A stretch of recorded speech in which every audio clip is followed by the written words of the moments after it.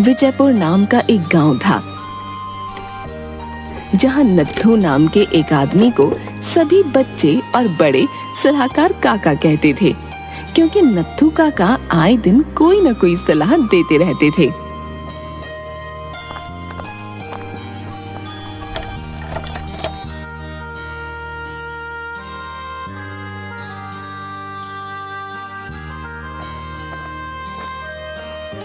काका, आज क्या सलाह है? अब पास के मेला में एक बहुत बड़ा गांव लगा है, तुम सबको वहां जाना चाहिए। मेरा यकीन मानो, मजा आ जाएगा भैया, बता रहे। हाँ। सभी बच्चे जोरों से हंसने लगते हैं। फिर नत्थू काका अपने माथे को खुजाने लगते हैं और सोच में पड़ जाते हैं कि उन्होंने ऐसा क्या कह दिया। काका का मतलब है कि पास के गांव में एक बहुत बड़ा मेला लगा है और हम सब वहां जाएंगे तो हमें भी मजा आएगा। फिर बच्चों के साथ साथ नत्थू काका भी हंसने लगते हैं। हाँ चलो दोस्तों, हम मेले में चलते हैं, बहुत मजा आएगा। बंटी को भी साथ ले लेंगे। सभी बच्चे पास के गांव में मेला देखने चले जाते हैं। गांव के सरपंच शमशेर नत्थू काका के पास आते हैं। नत्थू काका, जरा हमें भी सलाह दे दीजिए। दरअसल उस पीपल के पेड़ के होने से सभी इस गांव में आने से डर रहे हैं। तो लोगों के पेड़ से डर काट दो ताकि डर के मन से भूत निकल जाए। हैं?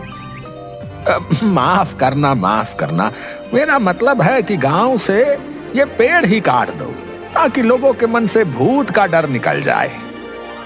पर इस भूतिया पेड़ से तो सब बहुत डरते हैं, इसे काटेगा कौन भला? मैं काटूंगा। इस उम्र में आप पेड़ काटेंगे?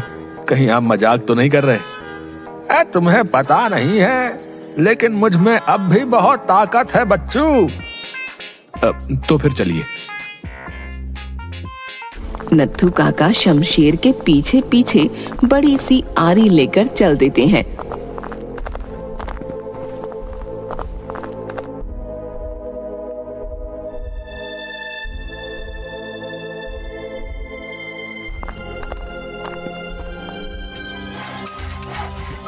पेड़ काटना शुरू कर देते हैं।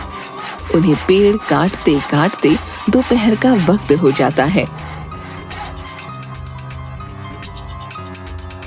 और वो थककर आधे पेड़ को लटका हुआ ही छोड़ देते हैं और घर की तरफ जाने लगते हैं। रास्ते में उनका पड़ोसी मुंशी उनसे टकराता है। क्यों भाई नत्थू, आज कौन सी सलाह दे रहा है? थोड़ी देर सोचने के बाद नत्थू काका ने कहा, भाई, गहनों और पैसों में जहर है। भाई, अच्छा होगा अगर तू ऐसी फालतू की सलाह देना बंद कर दे। नत्थू काका हैरान हो जाते हैं कि आखिर उन्होंने ऐसा क्या कह दिया।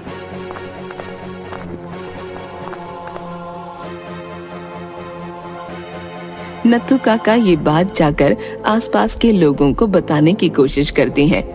सभी गांव वाले उनका मजाक उड़ाने लगते हैं। लगता है नत्थू काका पागल हो गए हैं। जब देखो तब आधी अधूरी और अजीब सी सलाह देते रहते हैं। नत्थू काका अपने घर पहुंचते हैं।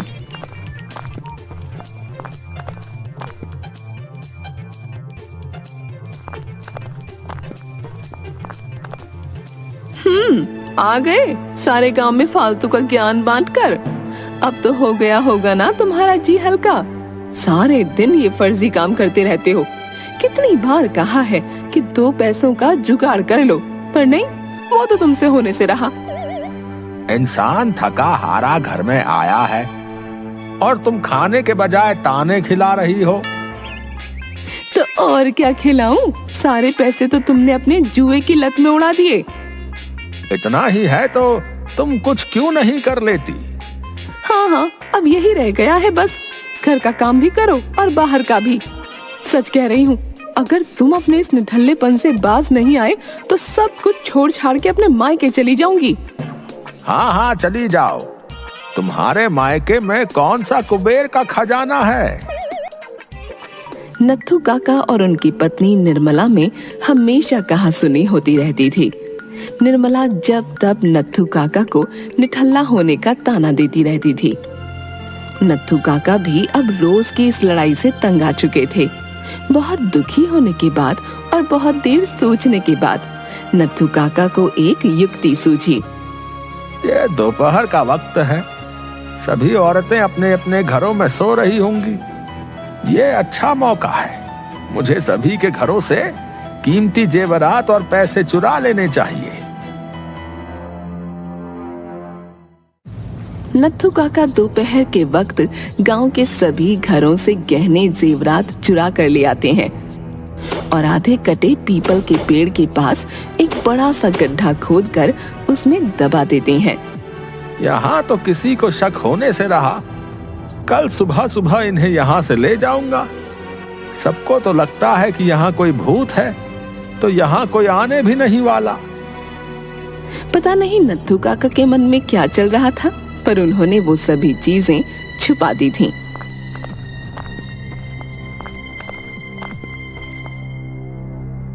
अब रात का वक्त हो चुका था। रात के 11 बज रहे थे और नत्थू काका अब भी गांव भर में टहल रहे थे।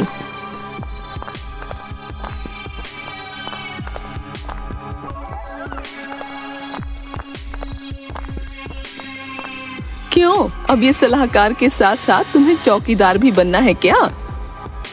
मुझे नींद नहीं आ रही। मुझसे अपेक्षा मत रखना कि मैं भी तुम्हारे साथ साथ चौकीदारनी बनूं। मैं जा रही हूँ सोने। नत्थू काका रात को बार बार पीपल के पेड़ की तरफ देख रहे थे। नत्थू काका को टहलते टहलते रात के 2 बज गए और अब उन्हें नींद आने लगी और वो अपने घर के बाहर ही खाट लगाकर सो गए।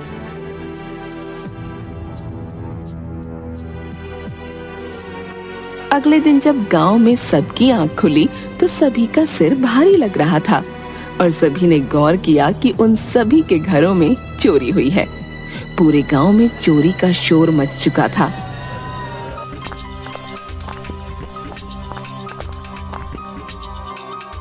सुनो, उठो, मेरे गहने नहीं मिल रहे हैं। आसपास भी पूरे गांव में चोरी हो गई है। सभी गांव वाले घबरा जाते हैं। हो ना हो, ये सब इस नत्थू का ही काम है, क्योंकि कल दोपहर जब मैं इससे मिला था तो ये कुछ कह रहा था, गहने, जहर, पता नहीं क्या क्या।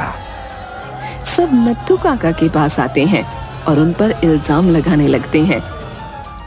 अब मेरा यकीन करो, मैंने ऐसा कुछ नहीं किया। अच्छा, तो अब तुम चोरी भी करने लगे? कम से कम तुम तो मेरी बात मान लो।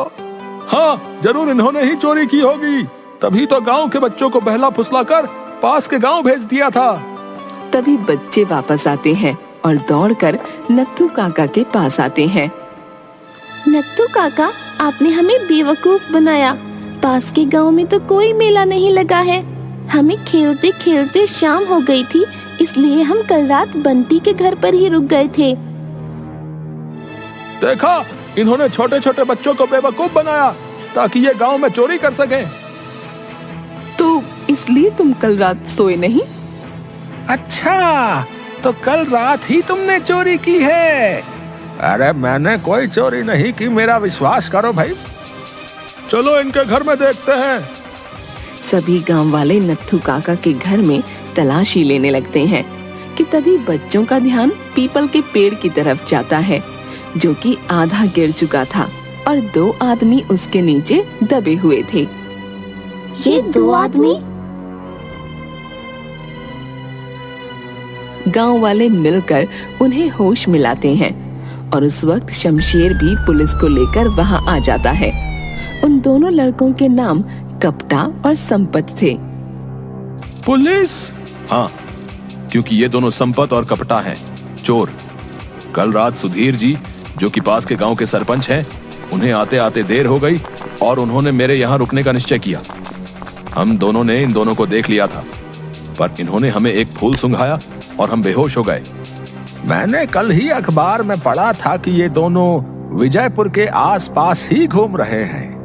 इसलिए मैंने पूरे गांव के गहने उस गड्ढे में सुरक्षित रखे हैं।